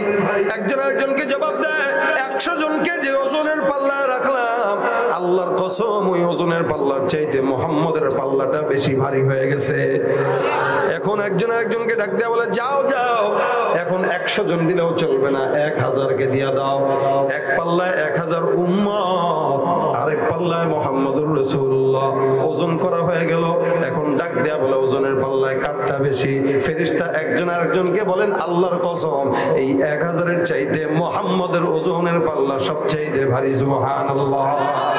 এখন দুইজন একজন আরেকজনকে বলে আল্লাহর কসম এই মুহাম্মদটা এত সম্মানিত, সারা দুনিয়ার ভিতরে যত মানুষ আসছে আর আসবে সব মানুষদেরকে যদি এক পাল্লায় রাখা হয় আর মুহাম্মদকে যদি আরেক পাল্লায় রাখা হয়, আল্লাহর কসম ওই সমস্ত মানুষের চাইতে এই মুহাম্মদের পাল্লাটা সবচাইতে ভারী হয়ে যাবে। নবীর উম্মত, এই জন্য আল্লাহ পাক রব্বুল আলামিন বলেন যদি পাগল হইতো এত নিয়ামত আমি আল্লাহ তারে কোনোদিন দিতাম না। তাহলে পাগল যেহেতু না, নবী আপনার কি? আল্লাহ পাক রব্বুল আলামিন বলেন ওয়া ইন্নাকা লাআলা খুলুকিন আযীম। সারা দুনিয়ার জমিনের ভিতরে আমি পয়গম্বরকে পাগল বানাই নাই, কিন্তু পয়গম্বরকে আমি আল্লাহ পাক রব্বুল আলামিন কি বানাই না। আল্লাহ পাক রব্বুল আলামিন ডাক দিয়ে বলেন ইন্নাকা লাআলা খুলুকিন আযীম। নিঃসন্দেহে পয়গম্বরকে আমি আল্লাহ পাক রব্বুল আলামিন খুলুকে আযীমের অধিকারী বানাইলাম। সুবহানাল্লাহ। সারা দুনিয়ার জমিনের ভিতরে এই আখলাকের উদাহরণ একমাত্র মুহাম্মদুর রাসূলুল্লাহ সাল্লাল্লাহু আলাইহি সাল্লামের। এছাড়া ইউসুফ পয়গম্বর বলেন, অন্য কোন নবী বলেন, সমস্ত নবীরাই পবিত্র, কিন্তু মুহাম্মদুর রাসূলুল্লাহর মতো আখলাক ওলা দুনিয়া থেকে আসে নাই, আসবেও না। সম্ভাবনা আছে আর আশা। এজন্য আম্মা জান আয়েশাকে, ভাইজান ভাই আপনারা চুপ থাকেন, আপনারা চুপ থাকেন, আপনারা চুপ থাকেন। এটা দৃষ্টিকটু, আপনার বিবেক আছে তো? শিক্ষিত মানুষ কি করতেছেন এগুলা? এত দায়িত্ব দেয় নাই তো আপনারা। বসেন, ক্যামেরা আছে এখানে। দেখেন আল্লাহ পাক রব্বুল আলামিন বলেন ইন্নাকা লাআলা খুলুকিন আযীম। খুলুকে আযীমের অধিকারী রাসূলকে আমি বানাইলাম। আখলাকটা কি জিনিস? আম্মা জান আয়েশার কাছে সাহাবায়ে کرام প্রশ্ন করেন কাইফা কানা খুলুকিন নবী সাল্লাল্লাহু আলাইহি ওয়াসাল্লাম, রাসূলের চরিত্র কি এটা একটু বলেন। রাসূলের চরিত্র কি এটা একটু বলেন। তো আম্মা জান আয়েশা দেখেন জবাব দিলেন কি? এই সাহাবায়ে کرام আমার দিকে তাকান। আম্মা জান আয়েশা ডাক দিয়ে বলেন এই সাহাবায়ে کرام তোমরা কি কোরআন তেলাওয়াত করো? বলে হ্যাঁ। কানা খুলুকুল কোরআন। আল্লাহর কোরআন যেটা, আল্লাহর রাসূলের আখলাকটাই সেটা। সুবহানাল্লাহ। তার মানে এই পবিত্র কোরআনে যা পড়বেন ওটাই আমার নবীর চরিত্র, ঠিক না? আল্লাহর নবীর চরিত্র যা মানবেন ওটাই আমার আল্লাহর কোরআন, ঠিক না? এখন আসেন আখলাক 3 প্রকার। 1 নম্বর খুলুকে হাসান, 2 নম্বর খুলুকে করিম, 3 নম্বর খুলুকে আযীম। খুলুকে হাসান বলা হয় আপনাকে কেউ ঘুষি দিল, আপনিও তারে ঘুষি দিলেন, সদবাদ। এটা ইসলাম। ইসলাম বলে কেউ যদি কাউকে একটা আঘাত দেয় তুমিও তারে আঘাত দিয়ে দাও, এটার নাম খুলুকে হাসান। বর্তমান সময়ে তো আমরা একটা দিলে আরো 10টা দেই, ঠিক কি নজরে কম? তো আমার একটা মারছে, আমার হাত 2টা, বেটা একটা মাইরা দেখুক। হোন্ডা হর্ন দিচ্ছে পিছন থেকে, সামনে সিএনজি সাইড দিল না কেন, বাস যায়, বাস মারা শুরু করছে। খুলুকে হাসানটা অন্তত নিজেদের ভিতরে ঢুকান যে আমি ইনসাফ বজায় রাখবো। সে আমাকে একটা দিবে, আমিও একটা দেবো, বাস শেষ। আর যদি তার চাইতে একটু আপডেট চিন্তা করেন তাহলে খুলুকে করিম। সেটা কি? আপনারা আঘাত দিল, আপনি চুপ থাকলেন, কিচ্ছু বললেন না, মাফ করে দিলেন, যা মাফ করে দিলাম, তুই আমারে মারছস, আমি তো আর কুকুর হইতে পারি না, তুই কামড় দিছস, বাস মাফ করে দিলাম। এটা খুলুকে কারীম। 3 নম্বর খুলুকে আজিম, আপনাকে কেউ আঘাত দিল, আপনি তার হাতে চুমা খায় বলেন, ভাই হাতে কি ব্যথা পেয়েছেন? সুবহানাল্লাহ। আল্লাহর পাক রব্বুল আলামিন বলেন, এই লাস্টের চরিত্রটা আমি আমার রাসূলকে দিলাম। সুবহানাল্লাহ। যার কারণেই তায়েফের ময়দানে এত আঘাত দেওয়ার পর রাসূল বলেন, আল্লাহ তুমি মাফ করে দাও। সুবহানাল্লাহ।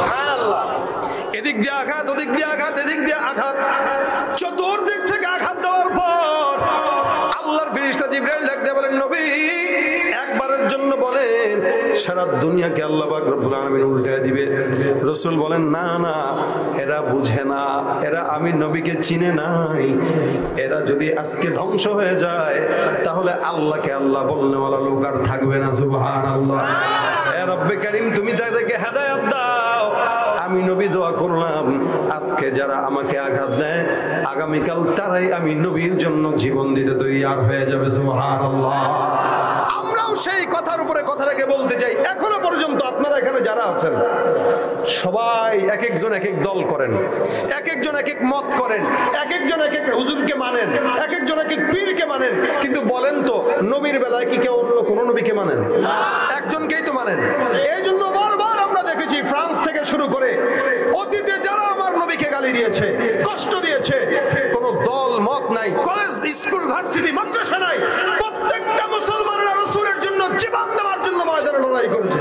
ঠিক কিনা বলেন?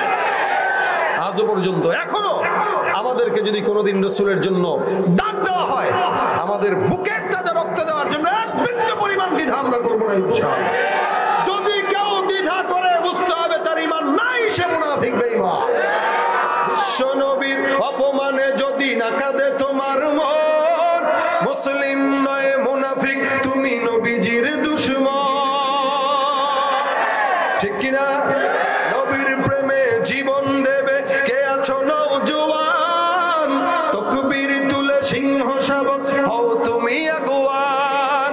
তোমার বুকে ঈমানের বল, জবানে আল কোরআন, ভয়ে কাঁপে কাপুরুষ সব আর নরাধম শয়তান। জীবনের চেয়ে বুকে আছে বেশি নবীজির সম্মান, কেমনে তুমি থাকবে বসে হলে তার অপমান। সবাই মিলে তুমি সাচ্চা মুসলমান, ঈমান তোমার ধন, নবীর প্রেমে জাগ্রত তুমি, তুমি সাচ্চা মুসলমান, ঈমান তোমার ধন, নবীর প্রেমে জাগ্রত তুমি, নির্ভীক পালোয়ান। শ্রেষ্ঠ নবীর ব্যঙ্গ করে পাপিষ্ঠ আর বদনসিব, আমরা তাদের ঘৃণা জানাই, ধিক ধিক ধিক শতধিক। জাতিসংঘের কাজ কি তবে দর্শক হয়ে থাকবে চুপ, সাম্প্রদায়িক সম্প্রীতি আজ যাচ্ছে ভেঙে পাচ্ছে লোক। আজকে যারা কুলাঙ্গারের পক্ষপাতী করছো সব, তোমরা কেহ ছাড় পাবে না, সত্য ধরা পড়বে ঠিক।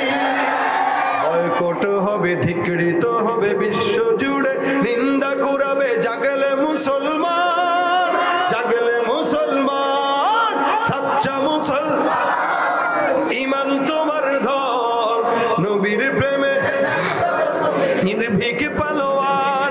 তুমি সাচ্চা মুসলমান, ঈমান তোমার ধন, নবীর প্রেমে নির্ভীক পালোয়ান। লিল্লাহে তাকবীর। কষ্ট হচ্ছে আপনাদের মনে হয়? কষ্ট পান কেউ? রাসূল এই আমি যেটা বললাম এখন, এটা চিন্তা করেই 1400 বছর আগে আমাদেরকে বদদোয়া দেন নাই। যদি দিতেন আজকে দুনিয়ার নজর আমরা দেখতে পারতাম না। রাসূল যদি বলতেন ধ্বংস করে দেন, সব ধ্বংস, দুনিয়াতে তো মানুষই নেই, থাকবে কে?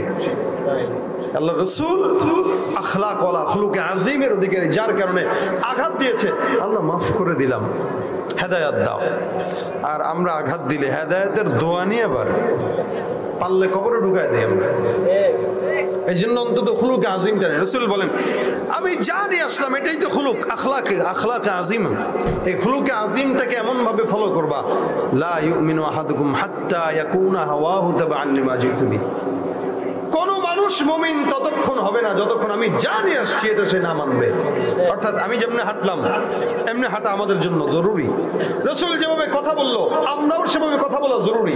রাসূল কিভাবে মানুষের সঙ্গে মুআমালা মুআশারা করছে সবকিছু মানে আমাদের জন্য জরুরি। যতক্ষণ পারবো না ততক্ষণ মুমিন হতে পারি না। আমরা নেতারে মানতে পারি, আমরা আমাদের এমপিরে মারি, মন্ত্রীরে মারি, চেয়ারম্যানরে মারি, সবাইরে মানতে পারি, কিন্তু রাসূলের বেলায় এসে কই মানমুনে 40 বছর যাক। দাড়ি রাখবেন কবে? রাখবো না, 50 বছর যাক। 50 বছর হয়েছে এখন রাখে না। ভাই কবে রাখবেন? কয় পোলা পাইন বিয়ে টেয়ে দেই না, তারপরে শ্বশুর হইলে একটু দাড়ি রাখলে মানায়। তো শ্বশুর হয়ে শ্বশুর হয়ে গেছে এখনো দাড়ি রাখে না। ও ভাই রাখবেন না? শ্বশুর মাত্র হইলাম, একটু নাতিপুতি হোক তারপরে দাড়ি রাখি। নাতিপুতি হওয়ার অপেক্ষায় থাকে, নাতিপুতি হয়ে গেছে এখন দাড়ি রাখেন না কেন? হুজুর নাতিপুতি বড় হইছে, বিয়ে শাদী দিলে আমি যদি এখন একটু বুড়া হয়ে যাই, মনে করেন দাড়িটা পেকে যাবে, বয়স 60 হবে, তখনই না নামাজ কালাম পড়বো, সব বাদ দিয়ে দেবো, কোনো সমস্যা নাই। এই যে 60 বছরের সে দীর্ঘমেয়াদী স্বপ্নের কথা বললো, সে 60 সেকেন্ড বাঁচবে এটারও তো গ্যারান্টি নেই। অথচ দুনিয়ার সব তার ঠিক আছে, এই বেলা ঠিক নেই। সব চলতেছে ঠিক মতো, কিন্তু আখলাকের বেলায়, রসুলের চরিত্রের বেলায়, সুন্নাহ মানার বেলায়, ইসলাম মানার বেলায় সে দুর্বলতা আমাদের। যার কারণেই তো আমাদের অধপতন দিন যত যাচ্ছে তত বাড়তেছে।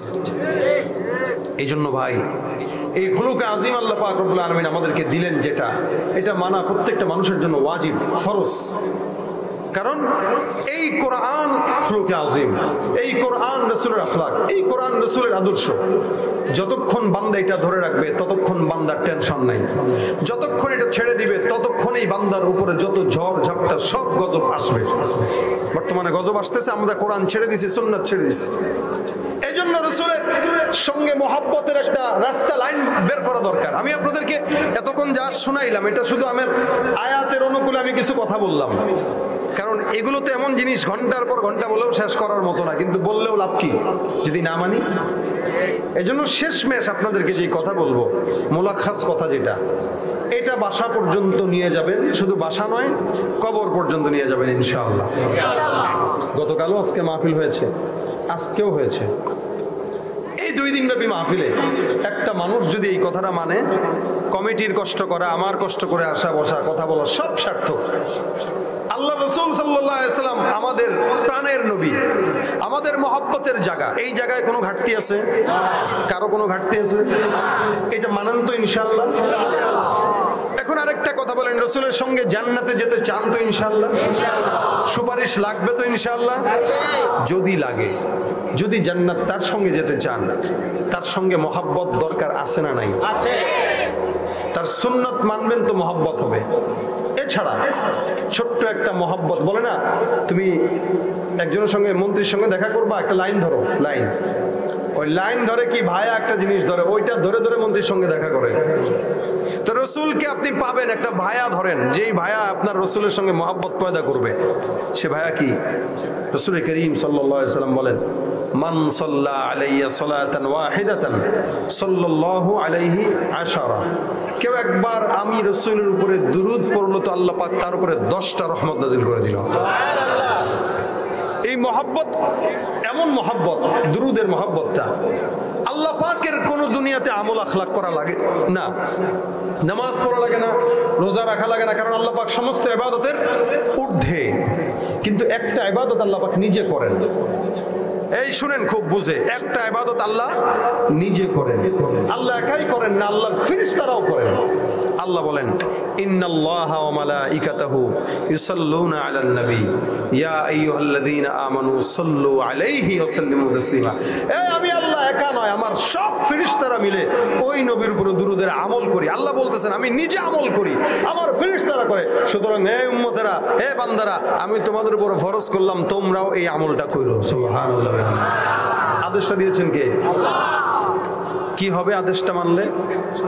প্রত্যেক সপ্তাহে একদিন নাম, ঠিকানা, বাবার নাম, এলাকার নাম সব সহ রসুলের রওজা মোবারকে আপনার সমস্ত আমল নামা পৌঁছানো হয়। সুবহানাল্লাহ।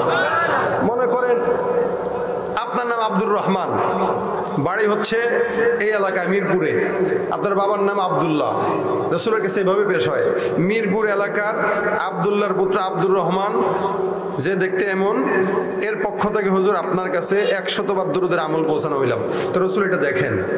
আচ্ছা বলেন, একটা নাম যদি প্রত্যেক সপ্তাহে 700 বার দেখে, 1000 বার দেখে, এই নামটা কি আর ভুলবে? আর আপনি কোনোদিন পড়লেনই না, দাঁড়িয়েও নাই, কবরে যাওয়ার পরে কইবেন আমি আপনার উম্মত হুজুর। হুজুর কইবে ফি ডান দে এটার আগে, চেহারা কার মতো? বলবো মেসির মতো, কারণ দাঁড়িয়ে নেই তো। চেহারা কার মতো? পুতিনের মতো। পুতিন যার মতো দেখা যায় তার সঙ্গে জাহান্নামে দাও। আর যদি দেখেন চেহারাটা হাবিবে কিবরিয়ার মতো দাড়িওয়ালা, আমল আখলাক কম থাকলেও কবরে যাওয়ার পর বলবে কার মতো দেখায়? বলবে তোমার হাবিবের মতো দেখায়। বলে যার সঙ্গে মিল আছে তার সঙ্গে আগে জান্নাত দিয়ে দাও, যাও। এই জন্য আমরা বলতে পারবো তেরে মাহবুব কি রব শবাহত লেকে আয়া হো, হकीकत उसकी तू कर दे मैं तो सूरत लेके आया हूं। আল্লাহ কিছু আনতে পারি বা না পারি, তোমার হাবিবের সুরতটা তো অন্তত নিয়ে আসছি। কি বলেন, ঠিক না? এখানে যদি কোনো ভণ্ড পুলিশের পোশাক পরে আসে, পিস্তল নিয়ে আমরা দাঁড়ায়, কিছুটা হইলেও তো আমরা ভয় পাবো যে কেন পুলিশের লোক আসছে। কিন্তু যদি ভালো মতো সার্চ দিয়ে দেখেন এটা পুলিশ না ভণ্ড, তখন পিটান্ডা হবে নি। কিন্তু আগে তো একটু ভয় পাবেন। অথবা কোনো ভণ্ড চোর যদি পাগড়ি একটা লাগায় আসে চৌসবে হাতে নিয়ে, আপনি মনে করবেন কি বড় পীর সাহেব যেন, আসসালামু আলাইকুম, নামাজটা পড়তে গেছেন, সেজদার ফাঁকি দিয়া দেখলেন জুতারা চুরি করে দৌড় মারতেছে। এরপরে পিটান কি একটা মাটিতে পড়বে? আগে মনে করছিলেন হুজুর, পরে দেখেন না চোর। এই প্রথমে যখন যাবেন, আল্লাহ পাক যখন দেখবে কি রে, আমল আখলাক থাকুক বা না থাকুক, দাড়ি তো আছে, রাসূলের সুন্নাত তো আছে, এই সুন্নতওয়ালা মানুষটা কেমনে গায়ে হাত দেয়, যা জান্নাতে ঢুকায় দেয়। কিন্তু দুনিয়ার মানুষরা জানার পরে মারে, কিন্তু আল্লাহ পাক জানার পরেও মারবে না। কেন জানেন?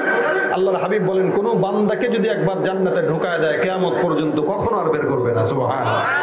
তাহলে কোন মতে দাড়ির সুরতটা নিয়ে যদি ঢুকতে পারি বাটপারি কইরা, কি বলেন, কাজ দিয়ে দেবে না ইনশাআল্লাহ? আমাদের ধান্দা থাকা লাগবে এইটা যে আল্লাহ এই যে সুরত মুরত যা নিছি তোমার হাবিবের জন্য নিছি, এই সুরতে অন্তত তুমি আমাদেরকে হাবিবের সঙ্গে জান্নাত দিয়ে দিও। এরপর আমল আখলাক যা মন চায় পরে নিও। এজন্যই ভাই একটু নিয়ত করেন, যারা আছেন যাদের দাড়ি নাই, উঠাইতে পারেন নাই, অথবা উঠে কিন্তু কাটেন, হাতটা উঠে আজকে রসুলকে সাক্ষী রেখে, আল্লাহকে সাক্ষী রেখে নিয়ত করবেন আজকের পর থেকে দাড়ি কাটবো না। যাদের দাড়ি নাই হাত তুলেন, দেখি কারা কারা আছেন। কত দেরি লাগে দেখছেন আসর পড়তে? হেদায়েত কেমনে হবে বলেন? হাত উঠাইছেন? উঠাইছেন?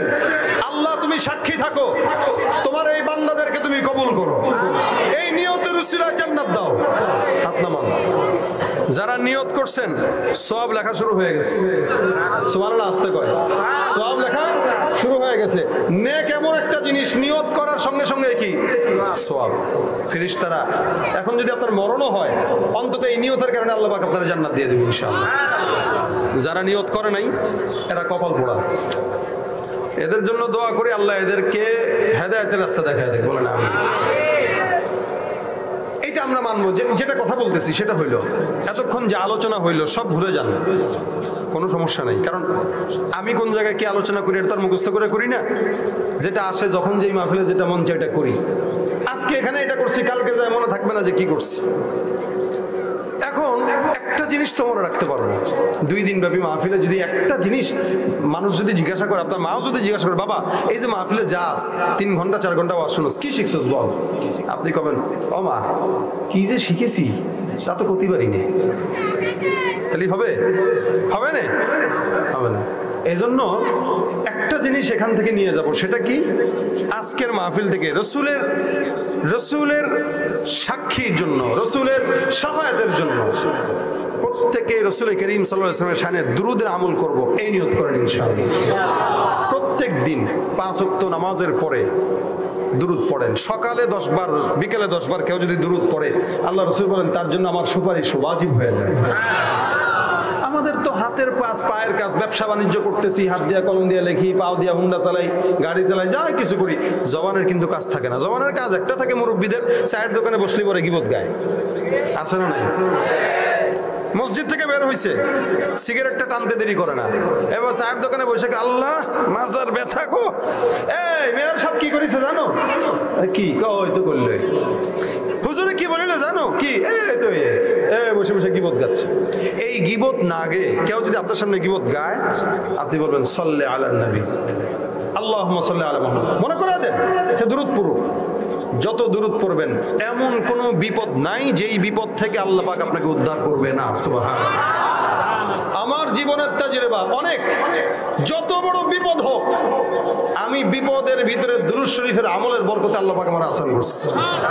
এর ভিতরে যদি আপনাদেরকে ছোট্ট করে বলি, যেই পাসপোর্টের কোনো মেয়াদ নাই এমন পাসপোর্ট দিয়ে আল্লাহ পাক আমার আল্লাহর ঘরে নিয়ে গেছে এই দুরূদের বরকতে। আমি এয়ারপোর্টে যাই দেখি পাসপোর্টের মেয়াদ নেই, কোনোভাবেই দিবে না। দুরূদ শরীফের আমল শুরু করছে, কেমনে কেমনে যেন আমারে পাঠায় দিল সৌদিতে। এই রমজানের ঘটনা বললাম, শুধু দুরূদের বরকত। অনেক সময় এমন হয়, অনেক সময় এমন হয় গাড়িতে তেল নাই, এমন চিপা চাপা রোগ, হায় হায় লাল বাতি জ্বলে গেছে, কি করব? আমি বলি এই দুরূদ শরীফ পড়তো না। আলহামদুলিল্লাহ, এটা আপনাদেরকে পড়ানোর আগ্রহের জন্য বলতেছি। মানুষের কখনো এগুলো বুজুর্গি না, বুজুর্গি হচ্ছে রসুলের দুরূদের বুজুর্গি। এটা আমরা পড়বো, আল্লাহ পাক আমাদেরকে কাজের সফলতা দিবেন। দেখা যায় এমন জায়গায় যে এই গাড়িটা স্টার্ট বন্ধ হয়েছে যেখানে তেল পাম্প আছে, এর আগে বন্ধ হয় না। ক্ষেত খামারে ফসল হয় না, দুরূদ শরীফ পড়ে পড়ে ক্ষেত খামারে ফসল ফলান। দুরূদ পড়ে পড়ে পানিগুলো ওখানে পৌঁছায় দেন। মেয়ের বিবাহ হয় না, মেয়েকে দুরূদের আমলদার বানায় দেন। মা বোনেরা রান্না করতেছেন, ঘরের ভিতরে দুরূদ শরীফ পড়েন আর রান্না করেন। স্বামী 2 নম্বর খারাপ হইলেও দুরূদের বরকতে রান্না পেটে ঢুকবে, তো স্বামীর দুরূদ বলা হয়ে যাবে ইনশাআল্লাহ। যে কোনো বিপদ, যে কোনো ঝামেলা, যে কোনো মুসিবতে সাল্লাল্লাহু আলাইহি, লম্বা দুরূদ পড়তে কষ্ট হয়, এই ছোট্ট দুরূদের আমলটা 2 দিন ব্যাপী মাহফিল আজকে নিয়ে যাবো। এবং দুরূদের আমল যদি কেউ বেশি পড়ে, একদিন না একদিন রসুলকে স্বপ্নে সে দেখবে ইনশাআল্লাহ। আর কেউ যদি রসুলকে দেখে, জাহান্নাম হারাম, সে দুনিয়া হোক, কি বলে, সে সরাসরি হোক অথবা স্বপ্নে হোক। এই জন্য সম্ভব ভাই, আমাদের মাধ্যমে সম্ভব। পরীক্ষার হলে গেছেন, দুরূদ শরীফ পড়তে থাকেন, যে কোনো জায়গায় হার হালতে। আজকের এই মাহফিল থেকে আমরা একটা জিনিস নিয়ে যাব ইনশাআল্লাহ। আমরা সবাই যা শুনেছি, যা মেনেছি, এগুলা ভুলে গেলেও সমস্যা নেই, কিন্তু বাসায় যাব এবং বাসার থেকে আজকে থেকে এখন থেকে নিয়ে যতদিন বাঁচবো, মনে যদি থাকে, যখনই সময় পাবো সাল্লাল্লাহু আলাইহি ওয়াসাল্লাম বলেন, সাল্লাল্লাহু আলাইহি ওয়াসাল্লাম, সাল্লাল্লাহু আলাইহি ওয়াসাল্লাম, সাল্লাল্লাহু আলাইহি ওয়াসাল্লাম। এবং মাঝে মাঝে রসুলের শানে কিছু সদকা দিবেন। সদকা কেমন? যেমন বসে রয়েছেন, বাবার নামে পড়লেন সূরা ফাতিহা একবার, সূরা ইখলাস 3 বার। তো রসুলের শানেও পড়েন, সূরা ফাতিহা একবার পড়েন, সূরা ইখলাস 3 বার পড়েন। কখনো কখনো মাদ্রাসায়, যে মাদ্রাসায় আসছেন, আপনাদেরকে দানের জন্য আজকে কালেকশন করা হইল। এখন আমি যদি আপনাদেরকে বলি, এমন কেউ যদি থাকেন যে রসুলের রওজায় সওয়াব পৌঁছানোর নিয়তে 10 টাকা করে সবাই দিবেন বা 100 টাকা করে সবাই দিবেন, এই সওয়াবটা রসুলের রওজায় যাবে। এই আল্লাহ রসুল খুশি হবে না ইনশাআল্লাহ? আপনি আপনার বাবার কবরে যখন এই টাকার সওয়াবটা পৌঁছান, তখন কিন্তু বাবা পায়, পাওয়ার পরে বাবা শান্তি পায়। তো যে ব্যাগগুলো চলে যাচ্ছে ইনশাআল্লাহ ভিতরে যাবে, যার যতটুকু সম্ভব এই নিয়তে দিবেন যে আজকের টাকাটা আমি এখন যেটা দেবো, এটা রাসূল সাল্লাল্লাহু আলাইহি ওয়াসাল্লামের রওজায় সওয়াব পৌঁছানোর নিয়তে দেবো ইনশাআল্লাহ। রাজি আছেন সবাই? আল্লাহ পাক রব্বুল আলামিন যেন তৌফিক দান করে, আমিন বলেন সবাই। এই যে ভিতরে চলে যাচ্ছে, সবাইকে দান করবেন, একজন মানুষ না দিয়ে যাবেন না। আর কেউ যদি এমন থাকেন যে আমার হাতে দিবেন ইনশাআল্লাহ, আমাকেও দিতে পারেন। জিলান